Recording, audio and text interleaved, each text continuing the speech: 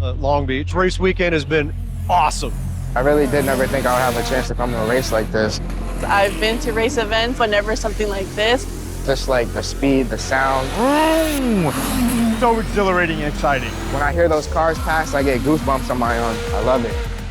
For the livery, the TechForce logo to be on Jimmie's car was huge. It was awesome seeing the TechForce car out there in action. It was just really awesome. Once the covers came off the car, it looked like a fighter jet on wheels. Cool to see Carvana and TechForce come in one. Phenomenal.